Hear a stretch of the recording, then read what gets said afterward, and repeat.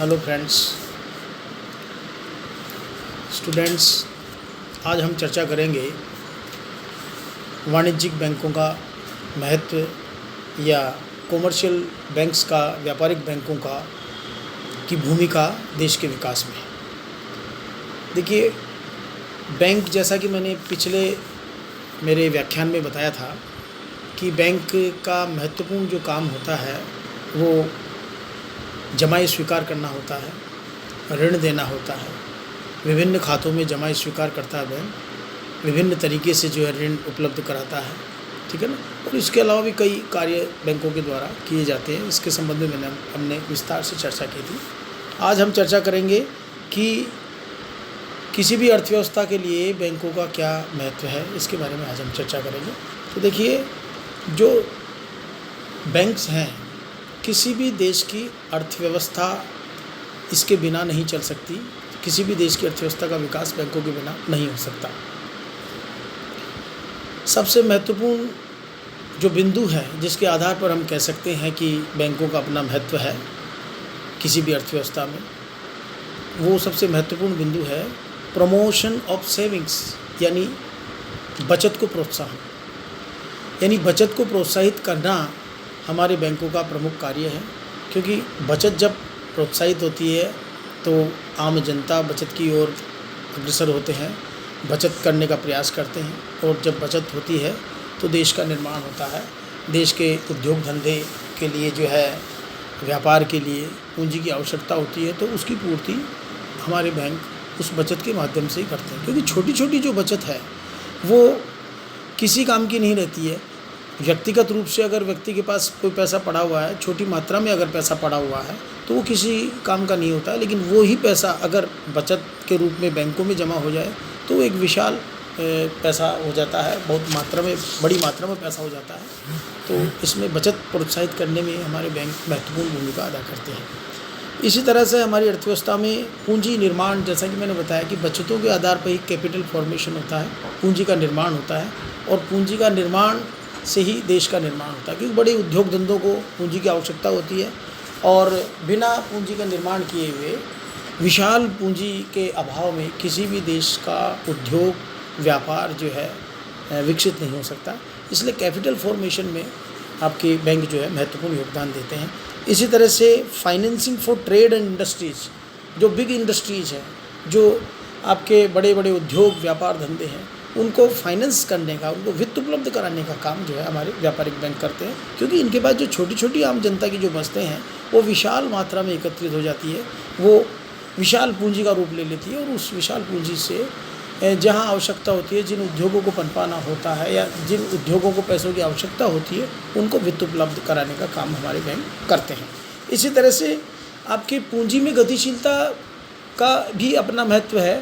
पूंजी को गति देने का कार्य भी हमारे व्यापारिक बैंक करते हैं, क्योंकि उस स्थान पर जहां उद्योग धंधों का अभाव है या जहां उद्योग धंधे ज़्यादा विकसित नहीं, या जहां पूंजी की आवश्यकता नहीं है, वहां पर वहां की जो बचत है उसको एकत्रित करके उस स्थान पर पहुंचाने का काम करते हैं जहां पूंजी की आवश्यकता है, बड़े उद्योगों लगाने की आवश्यकता है। तो वहां पर पूंजी को एक तरह से भिजवाया जाता है, यानी एक पूंजी की गतिशीलता प्रदान करने का कार्य हमारे व्यापारिक बैंक करते हैं। क्योंकि जहां पूंजी की आवश्यकता नहीं है, उस क्षेत्र की बचत को किसी देश के किसी दूसरे कोने में जहां उद्योग धंधे पनप रहे हैं, जहां पूंजी की आवश्यकता है, तो उस पूंजी को वहां पर पहुंचाया जाता है। वहां उन आवश्यकताओं को, उन उद्योगों की वित्त की आवश्यकता की पूर्ति करने में हमारे जो बैंक हैं वो महत्वपूर्ण योगदान देते हैं। इसी तरह से flexibility in monetary system and price stability, यानी कि प्राइस स्टेबिलिटी इम्पोर्टेंट टास्क होता है।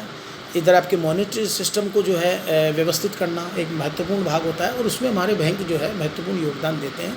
क्योंकि अगर किसी देश की अर्थव्यवस्था में स्टेबिलिटी नहीं है, अगर मूल्य में स्थिरता नहीं है, तो काफ़ी उच्चावचन आएंगे, और उससे हमारे गरीब तबके के जो शोषित वर्ग हैं वो, उनका और भी शोषण होगा और उनकी और भी वो गरीब होंगे।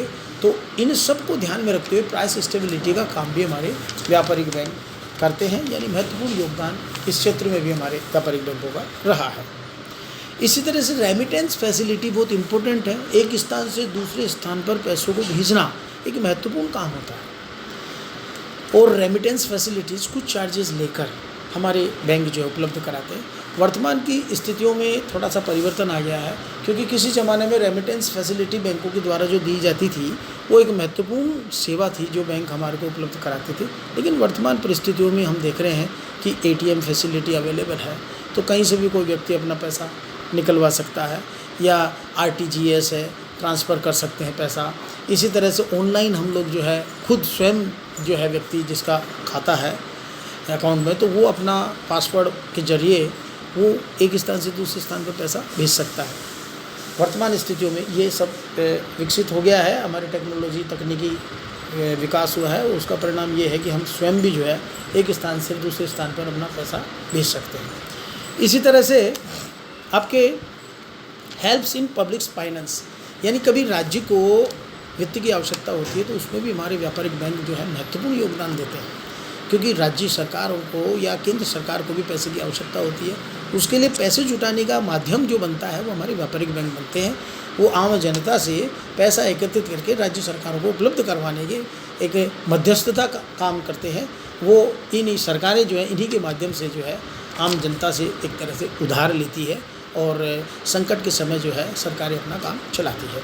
इसी तरह से रिप्रेजेंटेटिव एंड एडवाइज़र के रूप में, यानी एक सलाहकार के रूप में, एक प्रतिनिधि के रूप में, यानी ग्राहक के प्रतिनिधि के रूप में एक महत्वपूर्ण सेवा उपलब्ध कराते हैं हमारे बैंक।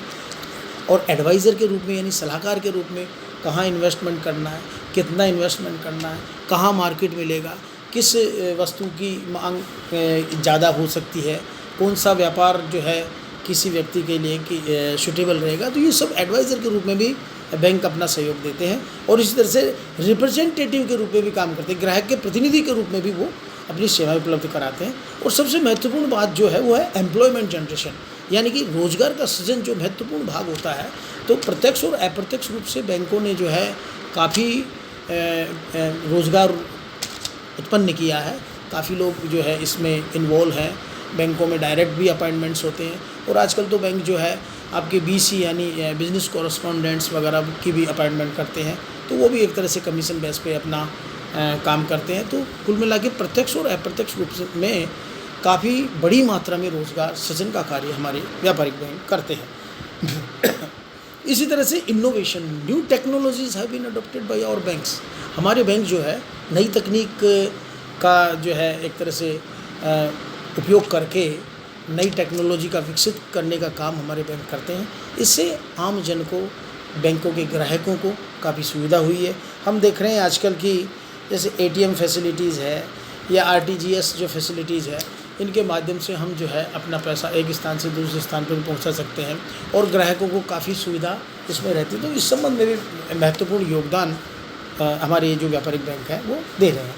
इसी तरह से promotion of sound banking system, यानी कि साउंड बैंकिंग सिस्टम बहुत इम्पोर्टेंट होता है किसी भी देश की अर्थव्यवस्था के लिए। अगर किसी देश में आपका जो है बैंकिंग व्यवस्था का जो ढांचा है अगर चरमराया हुआ है तो उसकी देश की अर्थव्यवस्था भी चरमराई हुई होगी।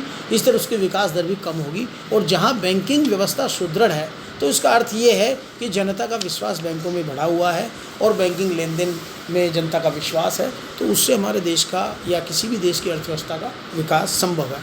तो हम कह सकते हैं कि व्यापारिक बैंक जो है आपके जो बैंकिंग व्यवस्था है उसको सुदृढ़ करने का कार्य भी करते हैं।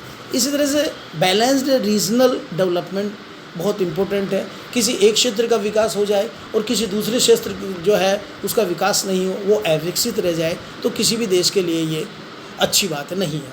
तो इसे बैंक महत्वपूर्ण रूप से देखते हैं और वहाँ पर अपनी ब्रांचेज खोलते हैं जहाँ डेवलपमेंट नहीं हुआ है वहाँ, ताकि बैंकिंग की आदत जो है लोगों की बढ़े और बैंकों में पैसा जमा कराए, वहाँ उद्योग व्यापार लगे, वहाँ का उस क्षेत्र का भी विकास हो। यानी कुल मिलाकर हम कह सकते हैं कि आपके जो बैलेंस्ड रीजनल जो डेवलपमेंट है इसकी ओर भी बैंकों का महत्वपूर्ण योगदान रहा है। और यही कारण है कि हमारा पूरा देश, यानी हम जब भारत की बात करते हैं, पूरे देश में हम देख रहे हैं कि बैंकिंग व्यवस्था का जाल सा बिछा हुआ है। इसी तरह से सेफ्टी ऑफ वैल्यूएबल्स इंपॉर्टेंट चीज़ है, क्योंकि अगर हम घर में किसी मूल्यवान वस्तुओं को रखते हैं तो चोरी होने का भय है, डाका डलने का भय है, जान माल का खतरा रह सकता है, सुरक्षित नहीं रह सकती घर में।